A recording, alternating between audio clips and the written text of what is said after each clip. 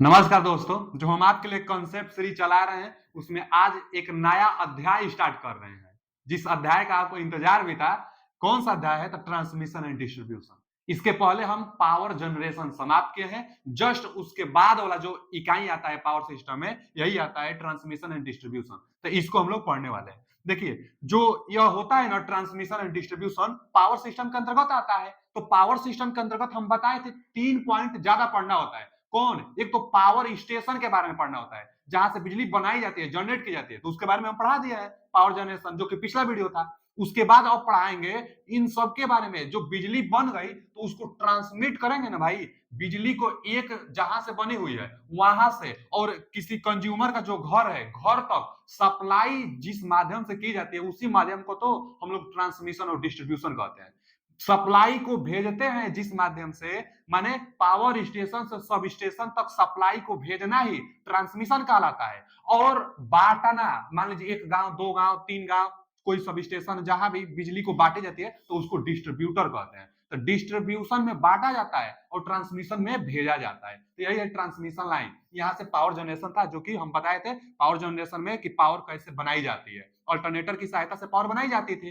कैसे बनाई जाती थी, पिछला वीडियो में था। अब पावर हमारा बन गया है, बिजली बन गया है। जो बिजली बना था वह कितना केवी में बना था भाऊ? तो वह 11 केवी में बिजली बना था। अल्टरनेटर से जो बिजली बनाई जाती है 11 केवी में बनाई जाती है। लेकिन जब बिजली भेजी जाती है ना, तो हाई वोल्टेज में भेजी जाती है। क्यों? क्योंकि अभी हम बताएंगे कि क्यों हाई वोल्टेज में भेजी जाती है, क्या फायदा होगा हाई वोल्टेज में भेजने से। अच्छा जी, 11 केवी में बिजली बन जाती है तो यह पावर स्टेशन है। यहाँ पावर जनरेशन से जनरेट अभी किए हैं, जस्ट उसके पास ही में एक पावर स्टेशन होता है। तो सवाल क्या पूछता है कि पावर स्टेशन पर ट्रांसफार्मर का कौन सा बाइंडिंग होता है? तो भैया प्राइमरी बाइंडिंग ट्रांसफार्मर का डेल्टा में होगा और सेकेंडरी बाइंडिंग स्टार में होगा, माने डेल्टा से स्टार में। अच्छा, डेल्टा से स्टार कनेक्शन वोल्टेज को बढ़ाता है, तो डेल्टा से स्टार वोल्टेज को बढ़ाएगा, मतलब 11 केवी को कितना में कन्वर्ट करेगा? तो 765 केवी, चाहे 440 केवी अथवा 220 केवी में कन्वर्ट करेगा। और यह क्या है? यह प्राइमरी ट्रांसमिशन है। 11 केवी को इतना केवी में 765 केवी में कन्वर्ट कर दिया। ये बहुत ज्यादा वोल्टेज है, इतना वोल्टेज में कन्वर्ट कर दिया। तो प्राइमरी ट्रांसमिशन कई बार पूछता है कि प्राइमरी ट्रांसमिशन कितना केवी तक हो सकती है? तो 765 केवी तक हो सकता है, 440 केवी तक हो सकता है और 220 केवी तक हो सकता है प्राइमरी ट्रांसमिशन। ठीक है। प्राइमरी ट्रांसमिशन कितना फेज का होता है और कितना वायर होता है? तो RYB 3 फेज होता है और 3 वायर होता है प्राइमरी ट्रांसमिशन, जो कि पावर सब स्टेशन से आगे जाता है। कौन सा ट्रांसफार्मर होता है? तो स्टेप अप ट्रांसफार्मर। कौन सा ट्रांसफार्मर होता है भैया? तो स्टेप अप ट्रांसफार्मर, क्योंकि वोल्टेज को बढ़ाता है। हाई वोल्टेज में क्यों, आगे देखेंगे, क्योंकि हाई वोल्टेज में करने से लॉसेस कम होती है, पावर ट्रांसफर ज्यादा होता है, अच्छा होता है, इसीलिए हाई वोल्टेज में प्राइमरी ट्रांसमिशन की जाती है। 220 केवी तक प्राइमरी ट्रांसमिशन होता है। उसके बाद आगे जो आता है लोकल पावर स्टेशन, मतलब यह तो मेन पावर स्टेशन था, पावर जो स्टेशन था यहां से बिजली भेजी गई थी। फिर लोकल एक पावर स्टेशन जो आता है, यहां पर भी जो ट्रांसफार्मर होगा स्टेप डाउन होगा, क्योंकि स्टार से डेल्टा में कनेक्शन हो गया, प्राइमरी स्टार में और सेकेंडरी डेल्टा में। अच्छा, स्टेप डाउन क्यों? क्योंकि 765 के भी आप पूरा नहीं ना भेजेंगे। सबसे लंबा दूरी यही होता है प्राइमरी ट्रांसमिशन। एक जगह से, मान लीजिए कि उत्तर प्रदेश से उत्तराखंड में सप्लाई भेजना है, चाहे उत्तराखंड से उत्तर प्रदेश में सप्लाई लाना है, तो अब उत्तराखंड से उत्तर प्रदेश में सप्लाई लाने के लिए जो ट्रांसमिशन लाइन होगी वही 765 केवी में होनी चाहिए। और फिर अब उत्तर प्रदेश में जिस इलाके में सप्लाई देना है, अब वहां पर एक सब स्टेशन बनाएंगे और वहां से वोल्टेज को अब घटाएंगे, क्योंकि अब कुछ दूरी पर जाकर बांटना है तो वोल्टेज को घटाना होगा। तो वोल्टेज घटाने के लिए कौन सा ट्रांसफार्मर भैया? Step down transformer. अब स्टेप डाउन कनेक्शन देख सकते हैं, प्राइमरी और सेकेंडरी, स्टार से डेल्टा में कनेक्शन है। अच्छा जी, कितना? तो जो 765 केवी का आया था उसको 132 केवी में कर देंगे, घटाएंगे, अथवा जो 220 केवी का था उसको 33 केवी, मतलब साफ साफ अगर देखा जाए तो 66, 33 अथवा 132, 132, 33 अथवा 66 केवी में, यही तीनों में सेकेंडरी ट्रांसमिशन होता है। सेकेंडरी ट्रांसमिशन लाइन वोल्टेज कम की जाती है, यह हाई वोल्टेज का होता है, इतना वोल्टेज का था, लेकिन सेकेंडरी ट्रांसमिशन लाइन 132, 33 अथवा 66 केवी का होता है, चाहे यह कितना का भी आए उसको कम करके इतना केवी में कर लिया जाता है, 132 केवी में कर लिया जाता है, चाहे 33 केवी में इसको कर लिया जाता है। अच्छा, सेकेंडरी ट्रांसमिशन लाइन कितना केवी तक हो सकता है? तो यहां से आप बता सकते हैं कौन सा कनेक्शन होता है, स्टेप डाउन होता है ट्रांसफार्मर, और कनेक्शन आप देख सकते हैं कि स्टार से डेल्टा कनेक्शन है। ठीक है जी, अभी 3 फेज 3 वायर का होता है। उसके बाद एक आता है सब स्टेशन, इसको हम लोग क्या कहते हैं? सब स्टेशन कहते हैं। Sub station. यह पावर स्टेशन था, यह लोकल पावर स्टेशन था, यह सब स्टेशन है और यह लोकल सब स्टेशन है। तो यह सब स्टेशन है। सब स्टेशन का कनेक्शन कैसा होता है? तो जो सब स्टेशन होता है इसका भी कनेक्शन वही स्टेप डाउन ट्रांसफार्मर, क्योंकि स्टार से डेल्टा है, क्योंकि और कम करना है हमको, 11 ही केवी में लास्ट में ले जाकर यहाँ देना है। तो अब यह देखिए 33 से 11 कर दिया, 11 कर दिया, 11 केवी में वोल्टेज कर दिया। तो यह प्राइमरी डिस्ट्रीब्यूशन है। प्राइमरी डिस्ट्रीब्यूशन क्यों? यहाँ सेकेंडरी ट्रांसमिशन, यहाँ प्राइमरी ट्रांसमिशन। तो यह ट्रांसमिशन यहाँ सप्लाई किसी को नहीं दे सकते हैं, केवल भेजा जाता है। और यहाँ से डिस्ट्रीब्यूशन शब्द आ जाएगा तो वहां से सप्लाई अब देना स्टार्ट हो जाएगा। तो प्राइमरी डिस्ट्रीब्यूशन में सप्लाई तो दी जाती है, लेकिन जो बड़े बड़े कंज्यूमर होते हैं ना उनको, वो लोग 3 फेज की सप्लाई लेते हैं। 1 और यह 2 और यह 3, तीनों फेज की सप्लाई ले लेते हैं। कौन? तो जो बड़े बड़े बिग कंज्यूमर लिख देते हैं, कंपनी वाले जैसे हो गए।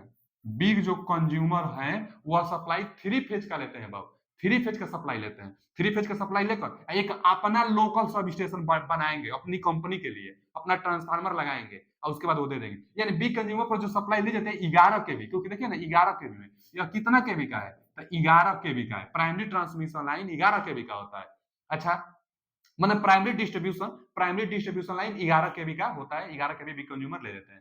यहाँ पर कौन सा ट्रांसफार्मर? स्टेप डाउन, क्योंकि 33 को 11 में करा, तो यह भी स्टेप डाउन ट्रांसफार्मर।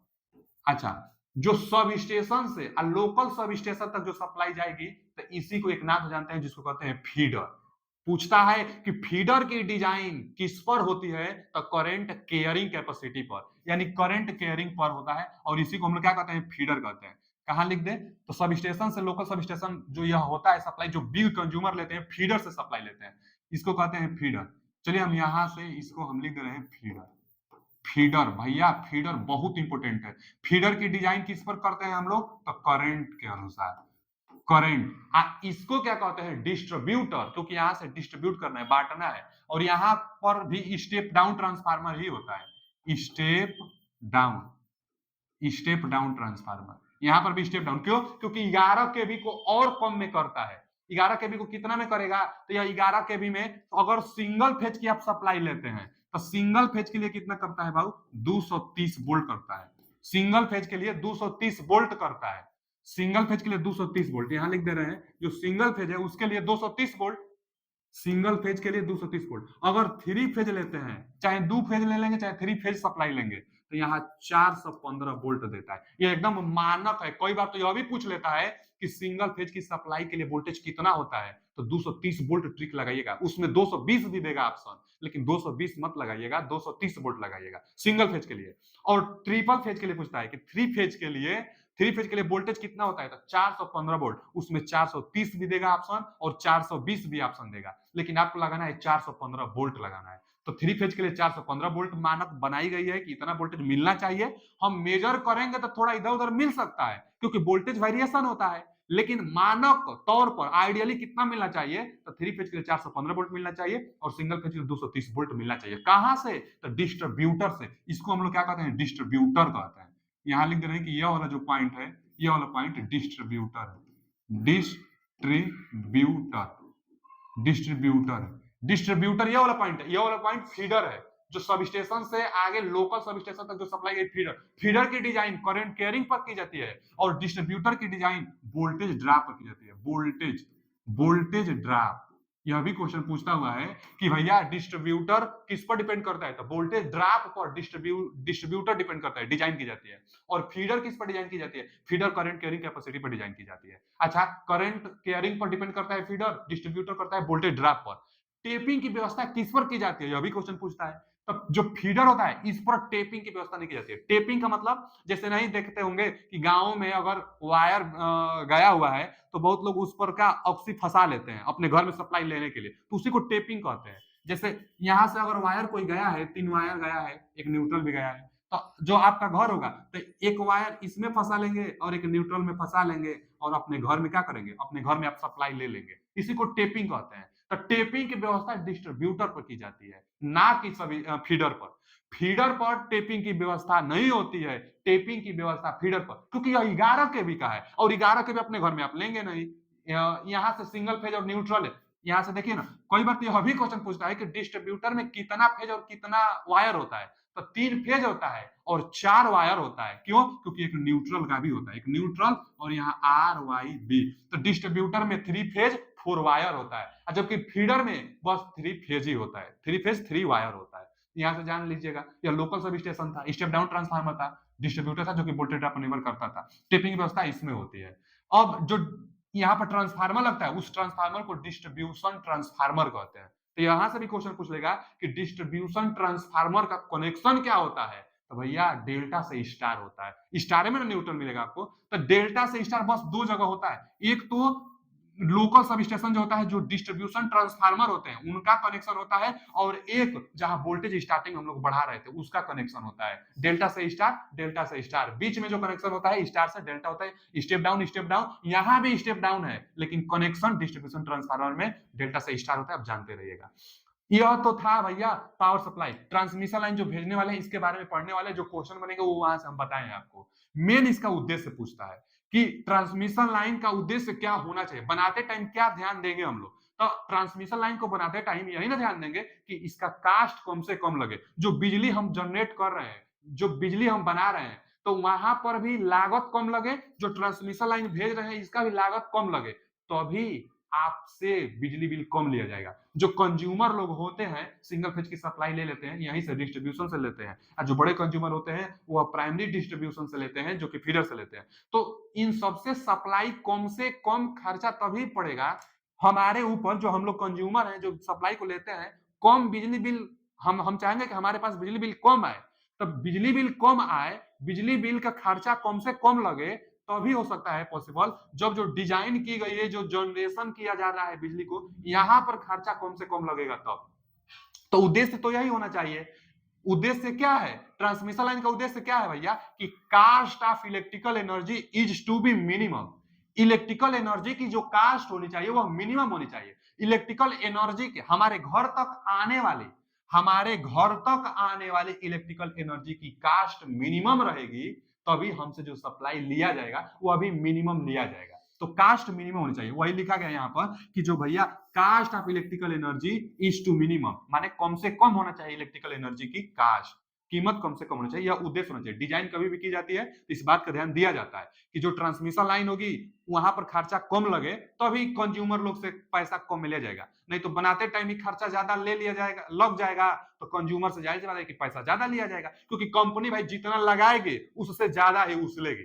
तो इसलिए कम से कम लगेगा तो कम से कम आपसे तसला जाएगा। तो यह उद्देश्य होता है बनाते टाइम का। देखिए हम लोग जो ट्रांसमिशन एंड डिस्ट्रीब्यूशन लाइन पढ़ने वाले हैं, तो डिस्ट्रीब्यूशन लाइन जो प्राइमरी डिस्ट्रीब्यूशन था, सेकेंडरी डिस्ट्रीब्यूशन था, तो जो सेकेंडरी वाला था उसी को डिस्ट्रीब्यूटर कहेंगे, और डिस्ट्रीब्यूटर लाइन उसमें पढ़ाई जाएगी। पहले हम आपको पढ़ाने वाले हैं ट्रांसमिशन के बारे में, जो कि बिजली आपके घर तक हम भेज रहे थे प्राइमरी ट्रांसमिशन और सेकेंडरी ट्रांसमिशन से। तो ट्रांसमिशन लाइन और डिस्ट्रीब्यूशन लाइन दोनों मिलाकर क्या क्या पढ़ने वाले हैं, तो एक तो पहले हम ये पढ़ेंगे mechanical and electrical design of transmission line, उसके बाद पढ़ेंगे परफॉर्मेंस ऑफ ट्रांसमिशन लाइन।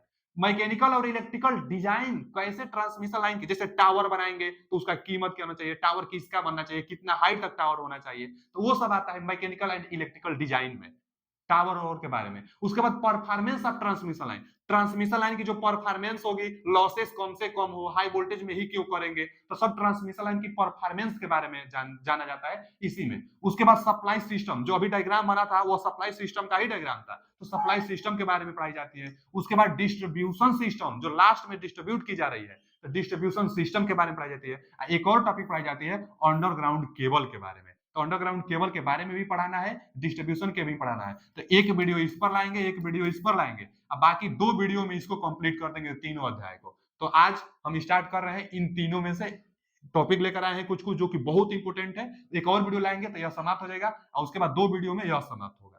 तो चलिए आगे चलते ट्रांसमिशन एंड डिस्ट्रीब्यूशन के बारे में पढ़ते हैं। तो सबसे पहला हम ट्रांसमिशन स्टार्ट कर रहे हैं। ट्रांसमिशन, अच्छा ट्रांसमिशन किसे कहेंगे हम बताए हैं, पढ़िए। जिस माध्यम से विद्युत एक स्थान से दूसरे स्थान तक पहुंचाई जाती है उसे ही ट्रांसमिशन कहते हैं। ट्रांसमिशन किसे कहेंगे कि विद्युत एक स्थान से दूसरे स्थान तक जिस माध्यम से पहुंचाई जाएगी उसी को ट्रांसमिशन कहेंगे। और डिस्ट्रीब्यूशन किसे कहेंगे, तो सब स्टेशन से हम लोग को घरों तक जो बिजली जा रही है उसी को सब स्टेशन कहते हैं। यहाँ दिया गया है कि विद्युत ऊर्जा को सब स्टेशन से उपभोक्ता मतलब कंज्यूमर तक पहुंचाने को डिस्ट्रीब्यूशन कहते हैं। जैसे यहां देखिए, यह क्या था, यह ट्रांसमिशन लाइन कि बिजली स्टेशन को कि एक जगह से दूसरे स्थान तक पहुंचाने को हम लोग ट्रांसमिशन लाइन कहेंगे। और सब स्टेशन से, यही सब स्टेशन यहां से बांटना स्टार्ट होगा, तो सब स्टेशन से कंज्यूमर तक, उपभोक्ता तक बिजली पहुंचाई जाती है, तो उसको हम लोग कहते हैं क्या, डिस्ट्रीब्यूशन। यहां से डिस्ट्रीब्यूशन का पार्ट है। हाँ, जो डिस्ट्रीब्यूटर से और घर तक जो सप्लाई आती है, इसको हम लोग सर्विस मेंस कहते हैं। इसको क्या कहते हैं बाबू, सर्विस मेंस कहते हैं। ये अभी क्वेश्चन पूछता है, service, service mains, MEANC, service mains पूछता है क्वेश्चन कि सर्विस मेंस क्या होता है। तो भैया सेकेंडरी डिस्ट्रीब्यूशन से घरों तक जो सप्लाई जिस वायर से आती है, उस वायर को सर्विस मेंस कहते हैं, सर्विस मेंस। डिस्ट्रीब्यूटर जान गए, फीडर जान गए, तो सर्विस मेंस था। चलिए आगे, यहां से डिस्ट्रीब्यूशन भी हम बता दें कि सब स्टेशन से उपभोक्ताओं के घर तक जो सप्लाई जाती है वही डिस्ट्रीब्यूशन कहते हैं। अब आगे इसका ऑब्जेक्ट क्या होना चाहिए, उद्देश्य क्या होना चाहिए, तो maximum power transfer. Transmission line का उद्देश्य क्या होना चाहिए, जो सप्लाई हम भेज रहे हैं उद्देश्य क्या होना चाहिए भाई, कि जो पावर जाए वह मैक्सिमम पावर जाए। दूसरा उद्देश्य क्या होना चाहिए कि लॉसेस कम से कम हो। देखिए ना, पावर, मैक्सिमम पावर ट्रांसफर हो, लॉसेस कम से कम हो, उसके बाद मैक्सिमम इफिशियंसी हो, उसके बाद वोल्टेज रेगुलेशन मिनिमम हो। जो वोल्टेज रेगुलेशन हो वो वोल्टेज रेगुलेशन मिनिमम हो। ट्रांसमिशन लाइन का उद्देश्य यही सब तो होना चाहिए भाई। ट्रांसमिशन लाइन का उद्देश्य यही होना चाहिए कि पावर मैक्सिमम हो, लॉसेस कम से कम हो, इफिशियंसी मैक्सिमम हो और वोल्टेज रेगुलेशन भी मिनिमम। तो अब मैक्सिमम पावर कब आएगा, तो पहले पावर का फॉर्मूला देखिए, अब ट्रांसमिशन लाइन को देखिए। देखिए यह मान लीजिए कि एक सिंगल लाइन डायग्राम इसको कहेंगे, या सिंगल लाइन डायग्राम बनाया गया है। क्या क्या है इसमें, तो यहाँ पावर स्टेशन है, जो उतना बड़ा सा हम डायग्राम बनाए थे उसी के शॉर्ट फॉर्म में, कि भैया यहाँ पर जनरेटिंग स्टेशन है, यहीं से बिजली बनाएंगे। एसी जो वोल्टेज होता है, एसी जो विद्युत धारा होती है, उसका प्रतीक यही है एसी का, आप जानते रहिएगा। और डीसी में आप जानते हैं कि बैटरी का चिन्ह दिया रहता है, चाहे प्लस माइनस दिया रहेगा डीसी में, और यहाँ पर एसी के लिए ऐसे एस आकृति में साइन दिया रहेगा। तो एसी वोल्टेज की बात की गई है, तो जनरेटिंग स्टेशन से जो वोल्टेज बना रहे हैं, और यहाँ से यह पावर स्टेशन था, यहाँ से वोल्टेज हम लोग भेज रहे हैं, तो VS लिखे हैं, यानी वोल्टेज, एस मतलब सेंडिंग, वोल्टेज सेंडिंग के लिए हम लिखे हैं यहाँ पे। तो VS, यहाँ पर डेल क्या है, तो भैया सेंडिंग वोल्टेज, अब VR का मतलब रिसीविंग वोल्टेज, यहाँ से वोल्टेज रिसीव की जा रही है। यह लोड हम बनाए हैं लोड को देने के लिए, यहाँ वोल्टेज जो आ रहा है उसी को लोड को हम देंगे। तो लोड को देना है, तो यह रिसीविंग एंड का सिरा, रिसीविंग एंड सिरा मतलब जहां से रिसीव की जा रही है, तो रिसीविंग एंड, और यहाँ से यह सेंडिंग एंड, सेंडिंग एंड मतलब यहाँ से भेजना है। तो सेंडिंग एंड से और रिसीविंग एंड दोनों के बीच में कुछ ना कुछ एंगल डिफरेंस बन जाता है, मतलब जो फेज एंगल होगा, ट्रांसमिट करना है ना लाइन को, तो कुछ ना कुछ फेज एंगल बन जाता है। तो इन्हीं दोनों के बीच में जो फेज एंगल बनेगा यहाँ दिखाया गया। मान लेते हैं हम कि डेल्टा जो बना है, इसको हम लोग डेल बोलते हैं, चाहे डेल्टा भी बोल सकते हैं। तो डेल एंगल बना हुआ है, दोनों के बीच का अंतर निकालेंगे, एक जीरो हम माने हैं और एक डेल माने हैं, तो दोनों का अंतर कितना आएगा, डेल। तो यह समझा जाए कि सेंडिंग एंड का वोल्टेज और रिसीविंग एंड का वोल्टेज दोनों में डेल जो होता है, डेल का एंगल डिफरेंस बना हुआ है यहाँ पर। अच्छा, इसका मान जर्नली कितना डिजाइन की जाती है, तो बनाते टाइम इसका जो डिजाइन किया जाता है ना, डेल का मान 30 अंश से 40 अंश के मध्य रखा जाता है। क्वेश्चन पूछा हुआ है एक बार कि सेंडिंग एंड का वोल्टेज और रिसीविंग एंड का वोल्टेज में जो पावर एंगल होगा, जो डेल होता है, उसका मान कितना होता है, पावर एंगल भी इसको कहते हैं। तो पावर एंगल का मान कितना होता है भैया, तो पावर एंगल जो होगा, डेल होगा, वह 30 अंश से 40 अंश के मध्य होता है। ठीक है जी। पावर के लिए फॉर्मूला क्या होगा, तो सेंडिंग एंड का जो वोल्टेज है VS, सेंडिंग एंड का जो वोल्टेज है, तो VS और VR रिसीविंग एंड का वोल्टेज और सेंडिंग एंड का वोल्टेज दोनों गुणनफल बटा में एक्सएल। एक्सएल क्या है, एक्सएल मतलब जो लाइन रिएक्टेंस हो, जो लाइन का रिएक्टेंस होगा, मतलब जो प्रतिबाधा होगी लाइन का, कंडक्टर है तो जाहिर सी बात है कि कुछ रेजिस्टेंस बनेगा, कुछ प्रतिबाधा बनेगा, तो वही प्रतिबाधा जो बनेगा एक्सएल, तो वही एक्सएल है। ट्रांसमिशन लाइन का, ट्रांसमिशन लाइन का रिएक्टेंस साइन डेल, तो वही दोनों के बीच में डेल अंश का डिफरेंस है, साइन में आता है। यह फॉर्मूला पावर ट्रांसफर कहां से आता है, तो अल्टरनेटर वाले अध्याय से आता है। अल्टरनेटर के द्वारा जो पावर डेवलप करने की फॉर्मूला निकल कर आता है, यही आता है। अल्टरनेटर इतना ही पावर करता है, तो यहाँ से जो सप्लाई बन रही है अल्टरनेटर के माध्यम से ही बन रही है, तो यहाँ से जो पावर ट्रांसमिट करना है, यही फॉर्मूला यूज होगा पावर ट्रांसमिट करने के लिए। ठीक है जी, यह ट्रांसमिशन लाइन का बेसिक इंट्रोडक्शन था कि जनरेशन था, सेंडिंग था, रिसीविंग था, लोड को दिया गया था और कुछ लॉसेस होगी रास्ते में जिसको हम लोग लाइन रिएक्टेंस कहते हैं, प्रतिबाधा भी बोल सकते हैं। तो लाइन का प्रतिबाधा जो होगा वही एक्स है। अब फॉर्मूला जो होगा पावर के लिए P बराबर VS आर मतलब सेंडिंग एंड का वोल्टेज रिसीविंग एंड का वोल्टेज बटा में एक्स है, लाइन रिएक्टेंस और साइन डेल। चलिए अब हम क्या चाहेंगे, हमारा उद्देश्य क्या था, ध्यान से देखिए। हमारा जो उद्देश्य था कि जो ट्रांसमिशन लाइन होगी मैक्सिमम पावर होना चाहिए। तो जो पावर का फॉर्मूला हम यहाँ लिखे हैं, यह पावर का फॉर्मूला मैक्सिमम आना चाहिए। जो भेज रहे हैं, जितना भेज रहे हैं उतना ही अगर वोल्टेज बाय द वे मिल जाए तो मैक्सिमम पावर आएगा। जितना भेजा जा रहा है उतना वोल्टेज मिल जाए तो पावर मैक्सिमम आएगा। चलिए हम मैक्सिमम पावर के लिए शर्त, पहला शर्त लिए हैं इफ, पहला शर्त लिए हैं कि VS बराबर VR, सेंडिंग एंड का वोल्टेज और रिसीविंग एंड का वोल्टेज दोनों बराबर हो जाए। क्या था पावर का फॉर्मूला, पावर का जो फॉर्मूला था, सेंडिंग एंड पावर का जो फॉर्मूला था वो VR VS मतलब सेंडिंग और रिसीविंग, यहाँ VR मतलब रिसीविंग, VS मतलब सेंडिंग, अब बटा में एक्सेल और उसके बाद साइन डेल, यही ना पावर का फॉर्मूला था। अब पहला शर्त ले है कि VS और VR दोनों बराबर हो जाए। जब यह दोनों बराबर हो जाएंगे तो क्या आएगा पावर का फॉर्मूला, पावर का जो फॉर्मूला आएगा सेंडिंग एंड में पावर का फॉर्मूला आएगा VS बराबर VR आ जाएगा, तो VS का होल वर्ग हो जाएगा, क्योंकि VS और VR दोनों बराबर लिए हैं, तो VS VR दोनों बराबर लेंगे तो VS का होल वर्ग, और बाटा में क्या है, बाटा में है एक्सेल, बाटा में एक्सेल और यहाँ साइन डेल। अगर देखा जाए तो जो पावर है वह वोल्टेज के वर्ग के अनुक्रमानुपाती है। सेंडिंग इनका जो वोल्टेज है ना, यह दोनों बराबर है तो सेंडिंग इनका वोल्टेज का वर्ग कर दिया है, तो सेंडिंग इनका जो वोल्टेज का वर्ग होगा पावर उसका अनुक्रमानुपाती, इसीलिए वोल्टेज को हाई रखते हैं।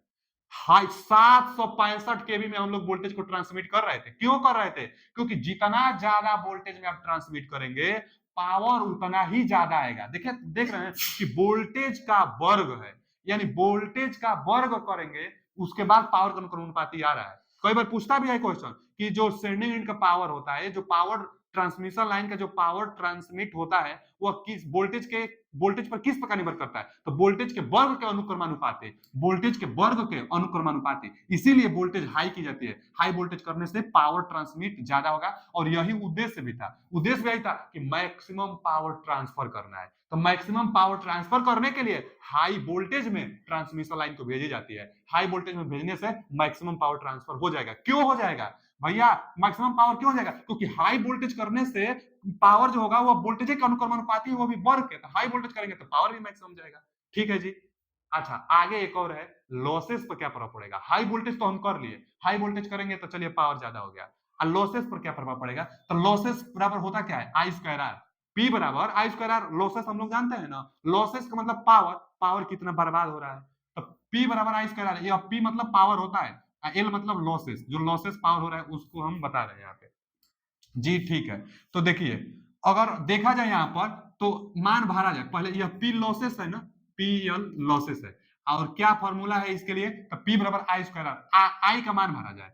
आई का मान कैसे निकालेंगे, देखिए एक फॉर्मूला है पी बराबर वी आई कास फाई, एक फॉर्मूला आता है ना, तो अगर थ्री फेज लेंगे तो कौणी 3 आता है, कोई दिक्कत नहीं, थ्री फेज के लेंगे तो कौणी 3 V I cos phi. Active power का फॉर्मूला यही होता भी है। यहां से आप धारा निकालिए, यहां से धारा क्या आएगा, अब वही धारा यहां पर भरना है, तो धारा का जो फॉर्मूला निकल कर आ रहा है आई बराबर सबको बटा में भेज दीजिए, पी के बटा में, यहाँ पी है ना, पी के बटा में जाएगा कर्णी 3 और भी जाएगा, भी गया कर्णी 3 गया, उसके बाद कास फाई भी जाएगा।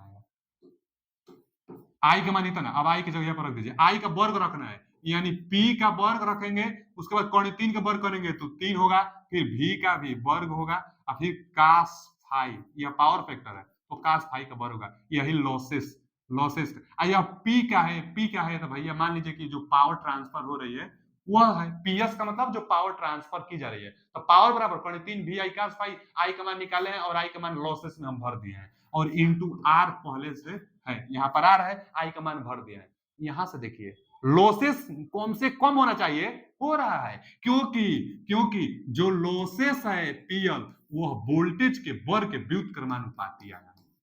देखिए ना, यहां से वोल्टेज के वर्ग के व्युत्क्रमानुपाती लॉसेस आया है, यानी यह भी बहुत इंपॉर्टेंट है कि जो लॉसेस होती है वह वोल्टेज के वर्ग के व्युत्क्रमानुपाती होता है, उल्टा व्युत्क्रमानुपाती मतलब उल्टा, तो अब हाई वोल्टेज करेंगे, जितना वोल्टेज ज्यादा उतना लॉसेस कम, यही चाहिए भी कि लॉसेस कम से कम हो और पावर ज्यादा से ज्यादा ट्रांसमिट हो। तो पावर ज्यादा से ज्यादा ट्रांसमिट, हाई वोल्टेज करेंगे तो पावर ज्यादा ट्रांसमिट होगा और हाई वोल्टेज करेंगे तो लॉसेस कम होगा, यही चाहिए भी। लेकिन एक लिमिट समय तक कर सकते हैं। अब जैसे बहुत लोग सोच रहे होंगे कि 765 केवी में क्यों ट्रांसमिट की जा रही है, लाख लाख केवी में कर दीजिए, बहुत हाई हाई केवी में कर दीजिए ट्रांसमिट। तो हाई केवी में भी नहीं कर सकते हैं क्योंकि एक आता है कोरोना लॉसेस, हम आगे बताएंगे कोरोना लॉसेस क्या होता है अगला वीडियो में। तो कोरोना लॉसेस के कारण बहुत ज्यादा वोल्टेज भी हम लोग नहीं कर सकते हैं।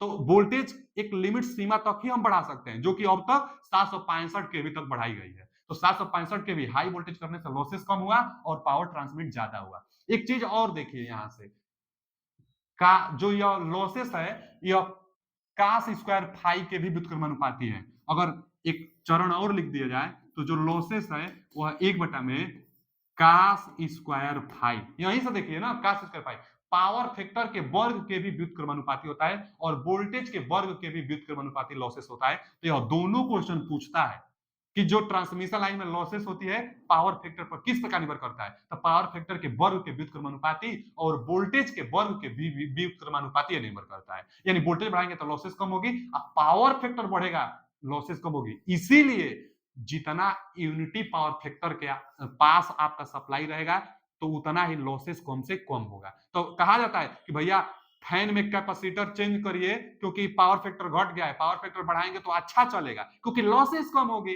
पावर फैक्टर सुधारना है ना, तो पावर फैक्टर जितना 1 के पास रहेगा उतना ही लॉसेस कम होगा। माने जितना ज्यादा होगा पावर फैक्टर, ज्यादा से ज्यादा 1 हो सकता है पावर फैक्टर का मान, कास फाई का मान मैक्सिमम 1 हो सकता है। तो पावर फैक्टर जितना ज्यादा रहेगा उतना लॉसेस कम होगा। तो पावर फैक्टर जितना ज्यादा उतना लॉसेस कम, तो यूनिटी के आसपास रहेगा तो लॉसेस सबसे कम होगा। जी ठीक है, यहां से यह तो समझ में आ गया। उसके बाद एक देखिए यह रेजिस्टेंस है ना, अगर रेजिस्टेंस बराबर हम निकाले तो आप क्या बताएंगे, यहां लिख रहे हैं आर बराबर, आर बराबर निकाले तो इसको इसमें गुणा करिए, पीएल लॉसेस वाला है, उसके बाद 3 भी स्क्वायर कास स्क्वायर फाई, अब बाटा में यह इधर गुणा कर दिया, बाटा में यह पी स्क्वायर, बाटा में पी स्क्वायर। अब आर बराबर निकाल लिए ना, हम आर निकाले थे इसको इधर गुणा कर दिए, इसको हम बाटा में भेज दिए, यह गुणा इसको बाटा में, आर बराबर निकल गया। अच्छा आर बराबर एक और फॉर्मूला होता है ना बाबू, क्या होता है आर बराबर फॉर्मूला, देखिए रेजिस्टेंस में आर बराबर रो यल बटा में ए, एक फॉर्मूला होता है आर बराबर रो यल बटा में ए, यानी एरिया और रेजिस्टेंस एक दूसरे के व्युत्क्रमानुपाती होता है। एरिया और रेजिस्टेंस एक दूसरे के व्युत्क्रमानुपाती, तो यहां पर हम क्या लिख सकते हैं, 1 बटा में ए लिख सकते हैं क्योंकि एरिया और रेजिस्टेंस एक दूसरे के व्युत्क्रमानुपाती होते हैं। तो 1 बटा में ए लिखेंगे और यहां पर वही सेम रहेगा, माने यहां हम लिख दे रहे हैं 1 बटा में ए गुणे आर बराबर इतना। एरिया और रेजिस्टेंस एक दूसरे के व्युत्क्रमानुपाती है। अब यहां से ना यह उल्टा और यह उल्टा, अगर उलट एरिया बराबर अगर हम पूछे आपसे तो आप क्या बताएंगे, इसको हम उलट कर पूछेंगे, इसको भी आपको उलटना पड़ेगा, यानी पी स्क्वायर अब बटा में भेजेंगे पीएल इंटू 3 भी square into cos square five area. अब यहां से देखिए वोल्टेज जितना बढ़ाएंगे एरिया उतना कम होगा। तो यह भी एक फायदा है कि भैया हाई वोल्टेज में ट्रांसमिट करने से कंडक्टर का जो एरिया होगा कम से कम रखना पड़ेगा, इसीलिए हाई वोल्टेज हाई वोल्टेज में करेंगे तो एरिया कम से कम, एरिया कम तो वॉल्यूम भी कम हो सकता है क्योंकि जो वॉल्यूम होता है ना, जो आयतन होती है, जो वॉल्यूम होता है, वॉल्यूम बराबर एरिया गुणे लंबाई होता है। तो एरिया कम से कम तो आयतन भी कम से कम, आयतन कम से कम आएगा तो कंडक्टर हल्का होगा, भारी नहीं होगा। इसीलिए 765 केवी की लाइन ट्रांसमिट की जाती है तो देखते होंगे बहुत मोटा मोटा वायर नहीं होता है, बंडल कंडक्टर भले होता है कि कई कई को कंडक्टर लगा रहता है लेकिन पतला पतला ही वायर होता है, पतला पतला ही वायर होता है उसमें। क्यों? क्योंकि हाई वोल्टेज करने से कंडक्टर का एरिया भी कम से कम हो जाता है। कंडक्टर का एरिया, क्योंकि रेजिस्टेंस और एरिया व्युत्क्रमानुपाती है, तो हम एरिया बराबर अगर फॉर्मूला पूछे उल्टा पूछे, इसको भी उल्टा करेंगे, उल्टा कर दें, यहां से देख ले रहे हैं वोल्टेज बढ़ाने से एरिया कम, चाहे पावर फैक्टर बढ़ाने से एरिया कम, एरिया कम तो आयतन कम, आयतन कम तो हल्का कंडक्टर होगा, पतला कंडक्टर होगा। यह इंपोर्टेंट क्वेश्चन था। लेकिन वोल्टेज मतलब ट्रांसमिट लाइन अगर हम बना देंगे, जब एक बार ट्रांसमिशन लाइन डिजाइन कर देंगे तो हम सेंडिंग एंड का वोल्टेज, रिसीविंग एंड का वोल्टेज और पावर एंगल बदल नहीं सकते हैं। तो इसलिए पावर एंगल फिक्स की जाती है 30 अंश से 40 अंश के बीच में और यह फिक्स होता है। बदला किसको जा सकता है? तो एक्सेल को बदला जा सकता है। तो एक सेकेंड मेथड आता है पावर फैक्टर, मतलब पावर ट्रांसमिट करने के लिए, पावर हाई से हाई ट्रांसमिट करने के लिए। जैसे मान लीजिए कि लोड बढ़, कोई ट्रांसमिशन लाइन है और लोड का डिमांड हो गया, दिन पर दिन लोड का डिमांड बढ़ते जा रहा है, तो लोड का डिमांड बढ़ गया, और जब लोड का डिमांड बढ़ गया, ट्रांसमिशन लाइन से जो ट्रांसमिशन लाइन पहले का ही बनाया गया है और लोड का डिमांड बढ़ गया, तो और पावर चाहिए तो कैसे भेजेंगे? तो इसको नहीं बदल सकते हैं, तीनों को, डेल को नहीं बदल सकते हैं। एक बार डिजाइन हो जाने के बाद ना तो डेल को बदल सकते हैं, ना ही VS को, ना ही VR को, बदल सकते हैं एक्सेल को। तो एक्सेल के जरिए भी हम लोग पावर को मैक्सिमम कर सकते हैं, पावर ज्यादा ज्यादा भेज सकते हैं। कौन सा? अब तक तो हम बताए हैं वोल्टेज में छेड़खानी करके, पहला बताए थे यह दोनों बराबर हो जाएगा, यहां बताए थे। दूसरा हम बताए थे कि जो लॉसेस होगा, वोल्टेज वाला है, लॉसेस P बराबर I स्क्वायर R से, जो पावर का फॉर्मूला होता है यह होता है, यहाँ से I का मान निकाले रख दिए तो लॉसेस देख वोल्टेज बढ़ाने तो लॉसेस कम होगी, और लॉसेस कम होंगे, इसी फॉर्मूला से जो रेजिस्टेंस था वहां से हम एरिया निकाल के और एरिया में संबंध बताए हैं, तो अभी वोल्टेज से लिंक किए हैं। लेकिन जब जो ट्रांसमिशन लाइन है एक बार बन जाएगी तो हम लोग नहीं चेंज कर सकते हैं ये तीनों को, डेल को, VS को, VR को चेंज कर सकते हैं एक्सेल को। तब पावर को तो मैक्सिमम करना है, तो एक ही उपाय है कि एक्सेल को कम से कम किया जाए। अब एक्सेल को आप कम करेंगे, एक्सेल भाई क्या, तो जो ट्रांसमिशन लाइन है उसका रिएक्टेंस है, तो ट्रांसमिशन लाइन के रिएक्टेंस को कम करेंगे तो पावर मैक्सिमम मिलेगा आपको। तो सेकेंड मेथड यहां लिखे क्या है, सेकेंड मेथड पावर को मैक्सिमम करने के लिए, पावर मैक्सिमम करने के लिए सेकेंड मेथड क्या है, तो पहले फॉर्मूला लिख देते हैं, P बराबर VS VR सेंडिंग और रिसीविंग बटा में एक्सेल और साइन डेल, यह तो पावर का फॉर्मूला है। वोल्टेज वाला तो एक बार डिजाइन हो जाने के बाद चेंज नहीं हो सकता है, चेंज इसको करेंगे, एक्सेल को चेंज करेंगे। एक्सेल को चेंज भी किस प्रकार करेंगे, कम करेंगे, एक्सेल कम होगा तो भैया पावर मैक्सिमम मिलेगा आपको, अब मैक्सिमम पावर में चाहिए, एक्सेल कम कैसे करेंगे? तो पहला मेथड है by using double line circuit. आप देखे होंगे कि जो टावर होते हैं ना, जो टावर होते हैं तो इधरिया से भी 3 गो फेज जाता है RYB, इधरिया से भी 3 गो फेज जाता है RYB, इसको डबल लाइन सर्किट कहते हैं। तो डबल लाइन सर्किट करने से एक्सेल का मान कम होता है, एक्सेल का मान कम होगा तो पावर बढ़ जाता है। तो डबल लाइन सर्किट चाहे पैरेलल लाइन सर्किट भी इसको हम लोग कह सकते हैं, तो पैरेलल लाइन सर्किट चाहे डबल लाइन सर्किट से एक्सेल का मान कम होता है, एक्सेल का मान कम होने से पावर बढ़ जाता है, पहला मेथड। दूसरा मेथड क्या होता है, दूसरा मेथड बंडल कंडक्टर, बंडल, जो बंडल कंडक्टर होगा, बंडल कंडक्टर, बंडल कंडक्टर के प्रयोग से भी एक्सेल का मान में कमी आता है, एक्सेल का मान में कमी तो पावर बढ़ जाता है। अच्छा बंडल कंडक्टर में कैसे आता है, तो बंडल कंडक्टर होता क्या है इसको देखा जाए। जो बंडल कंडक्टर होता है, बंडल कंडक्टर वह कुछ ऐसे होता है। बंडल कंडक्टर कैसे होता है, देखिए एक वायर यहां से जाएगा और एक वायर यहां से ये वाला, और एक वायर इससे निकलेगा और एक वायर इससे निकलता है।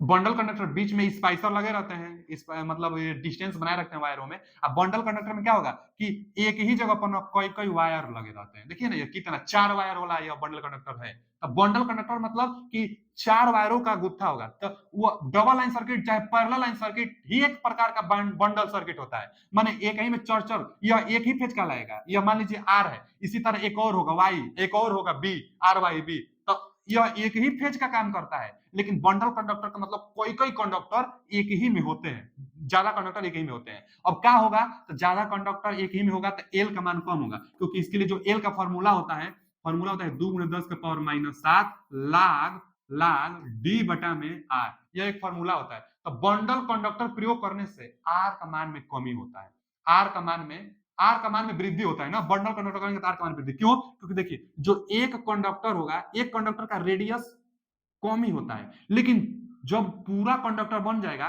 तो इसका इफेक्टिव रेडियस अब बड़ा हो गया, इतना रेडियस हो जाएगा, इतना रेडियस, यानी रेडियस बढ़ गया, तो रेडियस बढ़ जाएगा ना, बंडल कंडक्टर प्रयोग करने से कंडक्टर का रेडियस बढ़ जाता है, अब कंडक्टर का रेडियस बढ़ जाएगा तो एल का मान कम हो जाएगा, क्योंकि व्युत्क्रमानुपाती है, जब रेडियस बढ़ेगा तो एल का मान कम होगा, एल का मान कम होगा तो एक्सेल का भी मान कम होगा, क्योंकि एक्सेल बराबर फॉर्मूला आप जानते होंगे कि ओमेगा एल होता है, एक्सेल बराबर फॉर्मूला क्या होता है बाबू, ओमेगा एल। तो जब एल का मान कम होगा तो एक्सेल का मान कम होगा, एक्सेल कम होगा तो पावर बढ़ जा रही है, यानी बंडल कंडक्टर का प्रयोग करने से एल का मान में कमी आता है, रेडियस बढ़ जाता है, एल का मान में कमी, एल का मान में कमी तो एक्सेल का मान में कमी, एक्सेल का मान कमी तो पावर बढ़ जाता है। तो पावर बढ़ाने के लिए बंडल कंडक्टर का प्रयोग किया जाता है। बंडल कंडक्टर भी एक टॉपिक होता है, बंडल कंडक्टर के बारे में भी आगे पढ़ा जाता है, लेकिन बस ये जानिए कि बंडल कंडक्टर, कंडक्टरों का जो समूह होता है उसी को बंडल कंडक्टर कहते हैं।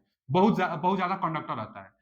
एक और मेथड है पावर बढ़ाने का, पहला तो डबल लाइन सर्किट से पावर बढ़ेगा, बंडल कंडक्टर से पावर बढ़ेगा, और तीसरा मेथड है, एक और मेथड जो तीसरा मेथड, उसको हम लोग सीरीज में कैपेसिटर जोड़कर, जो ट्रांसमिशन लाइन होती है ना, जैसे यहां से यह इंडक्टर था, लाइन लाइन रिएक्टेंस था, यहाँ क्या था भैया, यहाँ रिसीविंग वोल्टेज था और यहां से मान लीजिए सेंडिंग वोल्टेज था।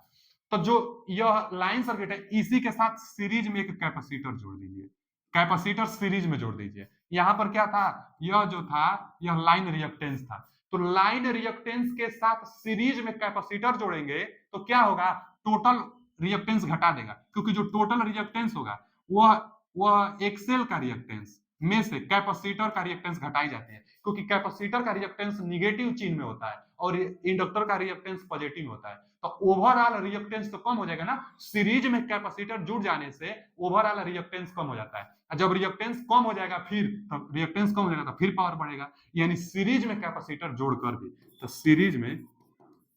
सीरीज में कैपेसिटर, संधारित्र बोलते हैं ना कैपेसिटर को, तो सीरीज में कैपेसिटर जोड़कर भी पावर को हम लोग बढ़ा सकते हैं। तो तीन मेथड था, यह मेथड पूछता है, पूछेगा कि ट्रांसमिशन लाइन की पावर बढ़ाने के लिए कौन सा मेथड नहीं है, अच्छा कौन सा है, तो है के लिए सीरीज कैपेसिटर जोड़कर भी पावर बढ़ा सकते हैं, बंडल कंडक्टर से भी पावर बढ़ा सकते हैं, और डबल लाइन सर्किट से भी पावर हम लोग ट्रांसमिशन लाइन का बढ़ा सकते हैं। ठीक है जी, सीरीज कैपेसिटर का अब प्रयोग नहीं होता है, इस यह दोनों का प्रयोग किया जाता है। आप देखे होंगे ट्रांसमिशन लाइन में तो बंडल कंडक्टर आपको दिखता होगा, माने एक ही फेज में कई कई वायर दिखता होगा, तो बंडल कंडक्टर से क्योंकि पावर ज्यादा होता है, और डबल लाइन सर्किट भी दिखता है, दो दो, एक इधर से भी जाता है 3 फेज और इधर से भी 3 फेज आता है, यह डबल लाइन सर्किट है। यह सीरीज कैपेसिटर नहीं दिखता होगा, क्यों, क्योंकि सीरीज कैपेसिटर सीरीज में जोड़ देने से फॉल्ट करंट बढ़ा देता है, तो फॉल्ट करंट बढ़ा देने के कारण सीरीज कैपेसिटर का प्रयोग नहीं होता है, लेकिन पावर भले बढ़ जाता था, तो अब इसका प्रयोग नहीं होता है, यह दोनों का प्रयोग किया जाता है। यह सेकेंड मेथड था पावर को बढ़ाने के लिए। चलिए अगला क्या है, वोल्टेज रेंज इन पावर सिस्टम, जो पावर सिस्टम है ना ट्रांसमिशन लाइन का, इसका कुछ वोल्टेज रेंज है। पहला वोल्टेज रेंज क्या है, तो पहला जो वोल्टेज रेंज है तो लो वोल्टेज वाला है, कौन, लो वोल्टेज, लो वोल्टेज, ए बाबू लो वोल्टेज 250 वोल्ट तक मानी गई है, इस वोल्टेज में वेरिएशन प्लस माइनस 6%, कहीं कहीं 5% भी देता है, अब प्लस माइनस 5% वोल्टेज वेरिएशन होता है। ठीक है जी, लो वोल्टेज। उसके बाद मीडियम वोल्टेज, एक मीडियम वोल्टेज आता है, एक मीडियम वोल्टेज, मीडियम वोल्टेज में क्या आएगा, एक मीडियम वोल्टेज आता है, तो मीडियम वोल्टेज कितना तक होता है, जो मीडियम वोल्टेज होता है, मीडियम वोल्टेज 650 वोल्ट तक होता है, इसमें भी प्लस माइनस 6% वोल्टेज वेरिएशन हो सकता है, प्लस माइनस 6% इसमें भी दे सकता है, ठीक है ना। चलिए हम आर में लिख दे रहे हैं, आर प्लस माइनस 6%, इसमें भी प्लस माइनस 6% देता है, मीडियम जो वोल्टेज है इसमें भी। अच्छा ये जितना हम वोल्टेज लिखवा रहे हैं ना, वोल्टेज रेंज, यह ट्रांसमिशन लाइन के लिए लिखवा रहे हैं, एक जब अंडरग्राउंड केबल बताएंगे, केबल के लिए अलग रेंज होता है, केबल के लिए अभी हम नहीं बता रहे हैं, अभी हम ट्रांसमिशन लाइन के लिए वोल्टेज रेंज बता रहे हैं, केबल के लिए अलग से पढ़ाई जाती है, उसका रेंज अलग होता है, तो यह उसमें जब क्वेश्चन भी आएगा तो वो नाम लेगा कि केबल के लिए लो वोल्टेज कितना होता है, हाई वोल्टेज कितना होता है, केबल के लिए वो नाम लेता है, इसमें केवल नाम नहीं लेगा, इसमें वोल्टेज रेंज केवल पाएगा, तो लो वोल्टेज, मीडियम वोल्टेज, एक हाई वोल्टेज, एक हाई वोल्टेज, तो हाई वोल्टेज रेंज कितना होता है, हाई वोल्टेज रेंज होता है 11 केवी से लेकर 33 केवी तक होता है, हाई वोल्टेज रेंज 11 केवी से 33 केवी तक, जितना वोल्टेज होगा सब हाई वोल्टेज में आएगा। इसके लिए कितना प्लस माइनस चेंज हो सकता है, इसके लिए जो प्लस माइनस चेंज हो सकता है, प्लस माइनस 9% भी देता है, 9% देता है प्लस माइनस, तो चलिए हम 9% लिख देते हैं, प्लस माइनस 9% ये था high voltage, low voltage, medium voltage, high voltage, और एक आता है ना extra high voltage, EXTRA, extra high voltage, extra high voltage एक आता है, तो इसके लिए भी वोल्टेज रेंज पूछता है, तो अब 33 केवी से ऊपर एक्स्ट्रा हाई वोल्टेज में, 33 केवी से एबव लिख दे रहे हैं, एबव 33 केवी, एबव 33 केवी, चाहे इसका भी रेंज एक फिक्स कर देता है, कितना रेंज, तो 220 केवी तक इसका फिक्स कर, 400 केवी तक भी फिक्स कर देता है, तो 33 केवी से लेकर 220 केवी तक हम फिक्स कर दे रहे हैं। अब थोड़ा सा इधर उधर भी दे सकते हैं, चार कहीं कहीं क्या देता है भैया, 33 केवी से लेकर और 400 जो 40 केवी था 440 केवी तक भी दे देता है। अच्छा कई बार इसको लिख देता है 33 केवी से ऊपर, 33 केवी से ऊपर, क्योंकि एक और बनाता है ना ultra high voltage, ultra ultra high ultra high voltage, जो अल्ट्रा हाई वोल्टेज होता है अब इससे ऊपर ले जाएगा, यानी 440 केवी से 765 केवी तक। तो देखिए ना, यह कई बार अलग अलग बुकों में दे देता है, कई बार एक ही में मर्ज कर देता है। तो क्या बोल देगा, 33 केवी से ऊपर बोल देगा, यानी 33 केवी से ऊपर एक्स्ट्रा हाई वोल्टेज। अच्छा, अल्ट्रा हाई वोल्टेज तो बहुत ज्यादा ना, अल्ट्रा मतलब तो बहुत ज्यादा, तो अल्ट्रा हाई वोल्टेज में 765 केवी आनी चाहिए, और 765 440 वोल्ट 440 केवी जो होता है यह भी बहुत ज्यादा होता है। तो यह बहुत ज्यादा होगा तभी अल्ट्रा हाई वोल्टेज में, और नहीं तो इसके बाद जो जितना होगा 66 होगा, 33 होगा, 100 जो 200 केवी होगा, वो सब का सब कितना आता है, एक्स्ट्रा हाई वोल्टेज में आता है। और वोल्टेज रेंज इनका भी तो पूछ लेगा, तो इसका हम बता दें 5 प्लस माइनस 6, इसका प्लस माइनस 9, इसका प्लस माइनस 6 से 9 भी देता है, तो आप घबराइएगा मत, प्लस माइनस 6% से लेकर प्लस माइनस 9% तक, ठीक है ना जी, प्लस माइनस 6% से लेकर प्लस माइनस 9% तक, प्लस माइनस 6% से प्लस माइनस 9% तक, किसका, हाई वोल्टेज का। लेकिन एक्स्ट्रा हाई वोल्टेज, अच्छा अल्ट्रा हाई वोल्टेज का क्या देता है रेंज, तो प्लस माइनस 12% देता है, प्लस माइनस 12, इसका कितना देगा, इसका देगा प्लस माइनस 12, यहां हम लिख दे रहे हैं बाबू ना, प्लस माइनस 12, इसका प्लस माइनस 12% चेंज हो सकता है एक्स्ट्रा हाई वोल्टेज का। अच्छा, कहां से कहां तक अगर रेंज पूछा तो 10 से प्लस माइनस 10 से लेकर प्लस माइनस 12% तक चेंज अलाउ है इसमें, और इसमें अलाउ है 6 से 9%। यह वोल्टेज से रही बात, इंडिया में फ्रीक्वेंसी 50 हर्ट्ज होती है, और फ्रीक्वेंसी कितना होता है चेंज, कितना अलाउ है, तो प्लस माइनस 3%, तो फ्रीक्वेंसी प्लस माइनस 3%, यहां लिख दे रहे हैं कि भैया जो फ्रीक्वेंसी होती है उसमें प्लस माइनस 3% का चेंज अलाउ है। तो frequency plus minus 3%, voltage range बता दिए। यहां से ट्रिक पूछ लेता है कि मीडियम वोल्टेज कितना अंतर्गत आता है, यही बहुत ज्यादा इंपॉर्टेंट भी है, कई बार पूछा हुआ है, मीडियम वोल्टेज 650 वोल्ट तक कितना चेंज, तो प्लस माइनस 6% तक।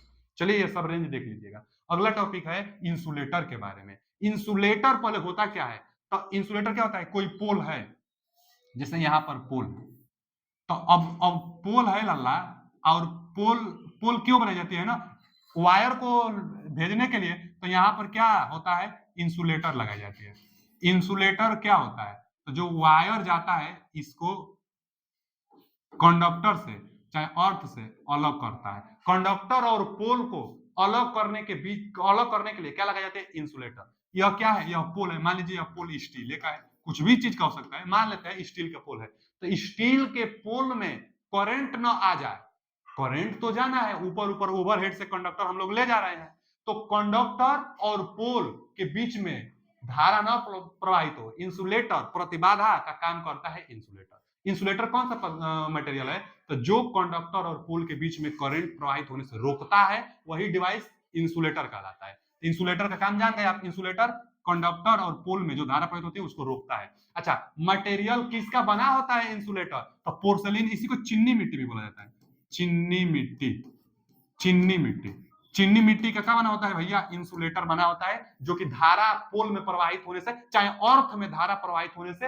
रोकता है इंसुलेटर। इंसुलेटर धारा प्रवाहित होने से रोकता है, कंडक्टर इसमें। हाँ एक बात और, जो इंसुलेटर होता है ना, तो यह जो कंडक्टर होता है, कंडक्टर और जो इंसुलेटर होता है, तो इसके बीच में जो बाधा जाता है, तो जिस मटेरियल का कंडक्टर होगा उसी मटेरियल से यहाँ इंसुलेटर के ऊपर बाधा जाता है, क्योंकि हवा हवा बहे तो कंडक्टर इधर उधर न जाए, तो इंसुलेटर के ऊपर इसको बाधा जाता है। जैसे जो यह कंडक्टर है या इंसुलेटर है, इसके ऊपर एक वायर से बाधा जाता है, और बाधा किस मटेरियल से जाएगा, जिस मटेरियल का, जैसे एल्यूमिनियम का अगर कंडक्टर है तो एल्यूमिनियम से ही इसको हम लोग बांधेंगे, क्योंकि इधर उधर न जाए, तो जिस मटेरियल का उसी मटेरियल से बांधा जाता है, यह इंसुलेटर होता है। अब इंसुलेटर का टाइप होता है, इंसुलेटर का काम तो हम बता दिए कि करंट आने से, पोल में चाहे धरती में करंट प्रवाहित होने से रोकता है इंसुलेटर। इंसुलेटर किसका बना होता है, तो केओलिन, फेल्डस्पार अथवा क्वार्ट्ज, अथवा नहीं, यह तीनों का हाई टेम्परेचर पर मिक्स से बनता है, हाई टेम्परेचर पर मिक्स करेंगे, हाई टेम्परेचर पर, हाई टेम्परेचर पर यह तीनों को मिक्स करेंगे तो पोर्सलिन बनता है। पोर्सलिन को कहते हैं चीनी मिट्टी, यानी चीनी मिट्टी से इंसुलेटर बनाई जाती है। तो केओलिन, फेल्डस्पार और क्वार्ट्ज, क्वार्ट्ज, फेल्डस्पार और केओलिन तीनों को हाई टेम्परेचर पर मिलाएंगे तो चीनी मिट्टी बनेगा, चीनी मिट्टी से इंसुलेटर बनाएंगे। इंसुलेटर का टाइप होता है बहुत इंपॉर्टेंट, तो एक होता है pin type insulator, pin type insulator, insulator. ये बच्चा जो पिन टाइप इंसुलेटर होता है ना, क्वेश्चन पूछता है कि पिन टाइप इंसुलेटर कितना केवी तक प्रयोग किया जाता है। तो जो पिन टाइप इंसुलेटर होता है वह 33 केवी तक प्रयोग किया जाता है। 33 केवी तक, इससे ज्यादा नहीं। 33 केवी तक। जो आपके गांव में जो पोल लगा रहता है, जो इंसुलेटर आप देखते होंगे, वो पिन टाइप इंसुलेटर देखते हैं। पिन टाइप इंसुलेटर कैसा डिजाइन में होता है? तो ऐसे ही होता है pin type insulator. Pin type insulator यही वाला है। आप देखे होंगे ना, यहाँ से क्या जाता है, यहाँ से कंडक्टर जाता है। तो पिन टाइप इंसुलेटर यही है जो 33 केवी तक प्रयोग किया जाता है। पिन टाइप इंसुलेटर के बाद हम टाइप लिख दे रहे हैं, आगे इसका फिगर लेकर अच्छा से हम बता देंगे। तो पिन टाइप इंसुलेटर के बाद एक आता है ना बाबू, suspension. Suspension suspension type, suspension type insulator. Suspension type insulator, insulator. अच्छा, जो सस्पेंशन टाइप इंसुलेटर होता है, यह 33 केवी से ज्यादा पर हाई हाई वोल्टेज पर प्रयोग की जाती है। हाई वोल्टेज पर प्रयोग मतलब ऊपर, 33 केवी से ऊपर, 33 केवी से ऊपर पर, 33 केवी से ऊपर पर प्रयोग किया जाता है। सस्पेंशन टाइप कैसा होता है? तो सस्पेंशन टाइप डिस्क, इसी को हम लोग डिस्क टाइप इंसुलेटर भी कहते हैं। Disc type insulator, disc type insulator suspension type को कहते हैं। और यह जो स्टील टावर होते हैं ना, उसी पर इनका प्रयोग किया जाता है। यहां से क्या जाता है, यहां से कंडक्टर जाता है, और जो स्टील टावर होते हैं उसी पर यह लटका रहता है। यही है suspension type insulator. Suspension type के अलावा एक और कौन सा है? तो strain, strain type insulator. Strain type, जो स्ट्रेन टाइप होगा, स्ट्रेन टाइप कैसा होता है? तो यह भी हाई वोल्टेज पर प्रयोग किया जाएगा, लेकिन यह वर्टिकली होता है। तो स्ट्रेन टाइप हॉरिजॉन्टली होता है। कैसे होता है बाबू? ऐसे। और यहां से मान लीजिए कि जो कंडक्टर रहेगा वह यहां से बाधा रहेगा, कंडक्टर कंडक्टर यहीं पर बाधा रहता है। और यह स्टील जो टावर होगा वो टावर पर ऐसा रहता है। हॉरिजॉन्टली क्या रहता है? स्ट्रेन टाइप रहता है। यह भी हाई वोल्टेज पर। इस स्ट्रेन टाइप का प्रयोग कहां करेंगे? नदी पर, जो नदी है तो नदी क्रॉसिंग, रोड क्रॉसिंग, क्रॉसिंग पर, क्रॉसिंग पर इसका भी प्रयोग किया जाता है, लेकिन हाई वोल्टेज के लिए। जो हाई वोल्टेज होगा, हाई वोल्टेज पर इसका प्रयोग करेंगे। नदी क्रॉसिंग, रोड क्रॉसिंग पर इसका प्रयोग किया जाता है। इसका हाई वोल्टेज करेंगे, नदी क्रॉसिंग, रोड क्रॉसिंग जहां रहे वहां नहीं करेंगे, बस ट्रांसमिट करना है तो वहां करेंगे। सस्पेंशन टाइप और स्ट्रेन टाइप। जी ठीक है, 3 हो गया। चौथा जो होगा ना, एक cycle type. Cycle type, cycle type क्या होता है भैया? तो साइकिल टाइप होगा ना मोड़ पर, लेकिन कम केवी के लिए। यह होता है हाई, यह भी मोड़ पर, क्रॉसिंग पर इसका भी प्रयोग करेंगे, लेकिन हाई वोल्टेज पर। और लो वोल्टेज पर जब क्रॉसिंग हो, चाहे मोड़ हो, घुमाव हो, तो वहां पर साइकिल टाइप इंसुलेटर का प्रयोग करेंगे। साइकिल टाइप कैसे बना होता है? देखिए ऐसे रहेगा, यहां से यह ऐसे आएगा, फिर यह ऐसे रहता है। ठीक, यहां से ऐसे, यह ऐसे रहता है।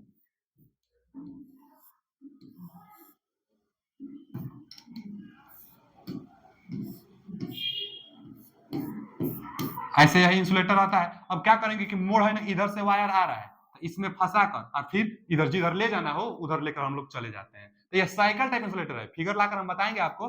मतलब मोड़ पर चाहे जो घुमाव हो, मोड़, जैसे इधर से यह ट्रांसमिशन लाइन आ रही है, अब ट्रांसमिशन इधर जा रही है, और फिर आपको इधर ले जाना है, इधर ले जाना है, तो यहाँ पर साइकिल टाइप इंसुलेटर लगाएंगे, इसी में इसको फंसा कर जिधर ले जाना है बस यहाँ से ले जाकर अंदर अंदर ले जाकर, चाहे मान लीजिए बाहर बाहर जाकर अब उधर जाएगा, पीछे जाएगा, यहाँ से ऐसे जा रहा है और पीछे चला जाएगा। तो साइकिल टाइप मोड़ पर और लो वोल्टेज के लिए। Cycle type insulator, cycle type जो इंसुलेटर होता है, cycle type insulator low voltage के लिए, लो वोल्टेज के लिए। और कहा? क्रॉसिंग पर, नदी क्रॉसिंग, रोड क्रॉसिंग, चाहे मोड़, चाहे इंड सिरा, इंड सिरा मतलब लास्ट सिरा पर इसका, तो CROSSING, क्रॉसिंग, चाहे इंड सिरा, इंड पॉइंट पर करेंगे, क्रॉसिंग सिरा पर करेंगे, लो वोल्टेज के लिए करेंगे साइकिल टाइप इंसुलेटर, जो कि ऐसा दिखता है घुमाव के लिए। उसके बाद एक और आता है ना बाबू, साइकिल टाइप के अलावा कौन सा एक आता है?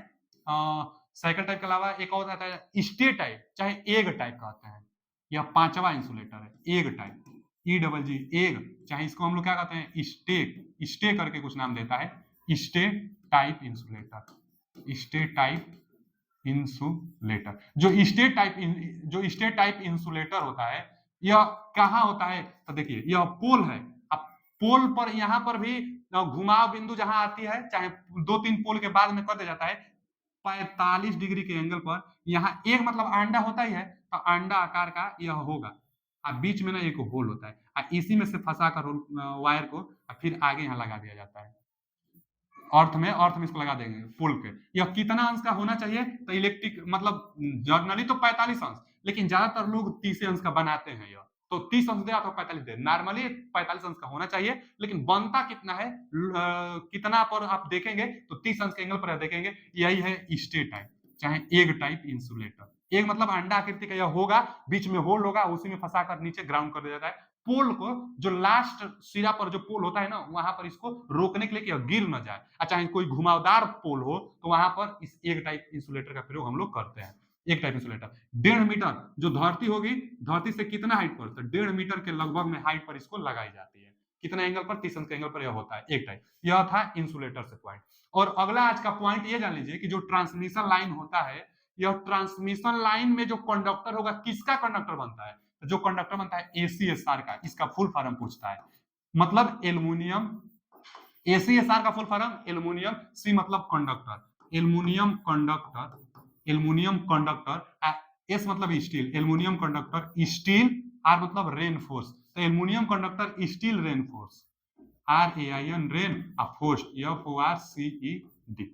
यह full form very very important है, बहुत ज्यादा पूछता है कि भैया ट्रांसमिशन लाइन में जो कंडक्टर का मटेरियल होता है वो किसका बनता है, तो एसीएसआर का बनता है। एसीएसआर का फुल फॉर्म क्या होता है, तो एल्युमिनियम कंडक्टर स्टील रेनफोर्स्ड होता है। देख लीजिएगा, reinforced, R A I N rein, F O R C D, इसी में डिफरेंस वो करेगा। Reinforced aluminium conductor steel reinforced, aluminium conductor steel reinforced इसका फुल फॉर्म होता है। अगला पार्ट अगले वीडियो में हम ला देंगे। थैंक यू, धन्यवाद।